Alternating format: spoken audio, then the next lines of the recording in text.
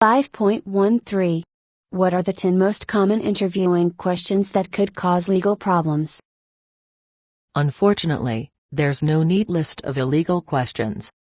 Even if you don't mean to discriminate, the implications of some questions that managers could ask during an employment interview may cause a court to declare them, and your firm, discriminatory.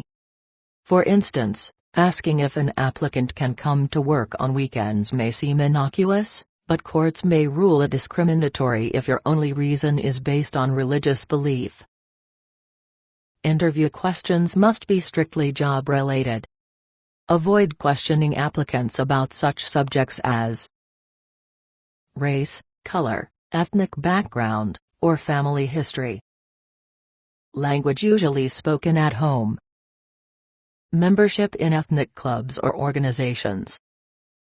Marital status. Children's ages or child care arrangements. Spouse's occupation. Sexual orientation or preferences.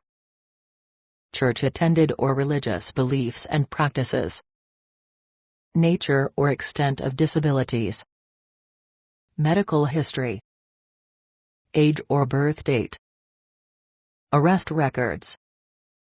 Wage attachments or garnishments.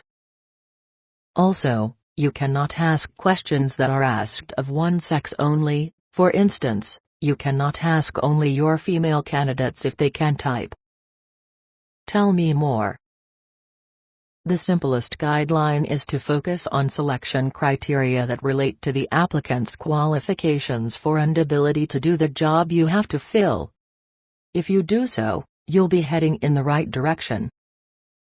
For instance, it is legal to ask if a person can meet the work schedule and attendance requirements, but it is illegal to ask specifics about the person's spouse, the spouse's employment, who will look after any children, or any previous medical problems.